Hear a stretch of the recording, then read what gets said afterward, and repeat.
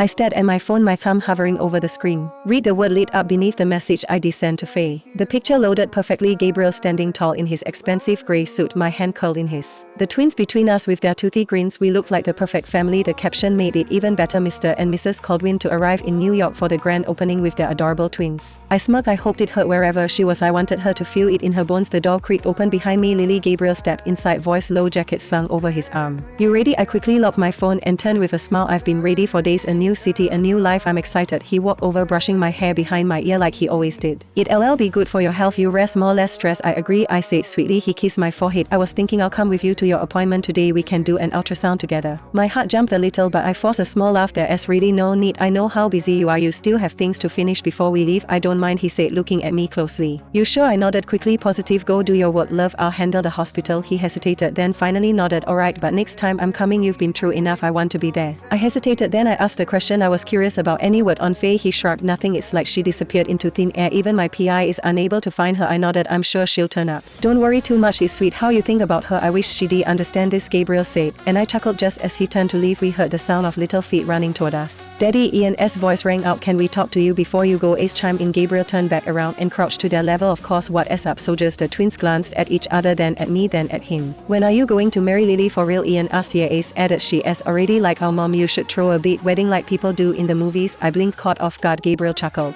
That's a serious question for this early in the morning, just answer. Ian pouted. Gabriel looked at me and smiled. As soon as we moved to New York, that's a promise. My cheeks flushed. Okay boys, I said quickly. That's enough questions, let your dad get to work. They hugged him tight, then ran off, leaving me breathless. Gabriel leaned close. They really love you, you know. He kissed my cheek and left the room. I love them too, I whispered. As soon as I heard the front door close, I exhaled. I grabbed my handbag and keys, called the maid to watch the twins, then slipped out the back. The drive to the hospital was quiet. Inside the private clinic, everything was just as I'd arranged. I told the nurse I wanted to see my doctor. A few minutes later, I was seated across from Dr. Ellis, a man in his late 50s with tired eyes and a greedy heart. You're really going to New York? He asked, glancing at my chart. Yes, I said, we leave in 3 days. I can't risk any sleep-ups. Have you contacted the other doctor like I asked? He nodded. Yes, he is discreet. He continued the narrative. Cancer, pregnancy, all of it, as long as you keep paying him. I said, pulling a thick envelope from my purse and dropping it on his desk. That should hold for now. He took it without hesitation. And the baby? I asked, lowering my voice. You promised to help me get a child when the time is right. We're preparing, he said. You'll get your child, Lily, just don't rush the timeline. I need this to be perfect, I whispered. I've worked too hard for this. It will be, he said, tucking the envelope into his drawer. But remember, lies have legs. They don't run forever. I stood. Good thing I know how to run faster, he chuckled. But I wasn't joking, because soon I'd be Mrs. Gabriel Caldwin, and Faye, she'd be nothing but a name he barely remembered. I opened my eyes slowly, letting the sunlight slip through the curtains and warm my face. I felt tired, not just physically, but in my chest, like I'd been carrying something too heavy for too long. There was a soft knock on my door. Come in, I said, sitting up. Grandma and Grandpa walked in, their expression softer than last night. Grandpa scratched the back of his neck like he always did when he felt awkward. Grandma sat beside me on the bed and took my hand. Sweetheart, she said gently, we're sorry for how we spoke last night. We didn't mean to upset you. Grandpa added, we trust you, we really do. It's just a board has been breathing down our necks. Everyone is panicking. I nodded. I understand. Grandma's hand squeezed mine. We don't want you to feel forced into anything. I looked at both of them and gave a small smile. I've decided to accept Hunter's offer. Their eyes widened. You're sure? Grandpa asked. I am. It's temporary. It won't kill me. I stood up and walked over to the wardrobe. If this helps settle things for the company, I'll do it. You've always been strong, Grandma said softly, but just know you're not alone. We're proud of you. I turned back to them. Thank you, I'll be okay. After they left, I changed into a navy dress and heels. I didn't bother calling Hunter. Something about walking into that office without warning felt right. When I got to the company, the front desk receptionist gave me a once-over. Do you have an appointment? She asked flatly. No, I replied. She raised a brow. Then I'm afraid you'll need to come back another time. It's important, I said. Can you just call up to his office? I can't bother Mr. Hunter without a scheduled appointment. She looked back down at her computer like I wasn't even standing there. My jaw clenched. I pulled out my phone and dialed Hunter. Faye, he answered on the second ring, sounding surprised. I'm downstairs. Your receptionist doesn't want to let me in. There was a bit of silence, then I heard, I'm coming. 2 minutes later, Hunter stormed into the lobby in a tailored black suit. I scanning until they landed on me. What's going on here? He asked coldly. The receptionist jumped to her feet. I didn't.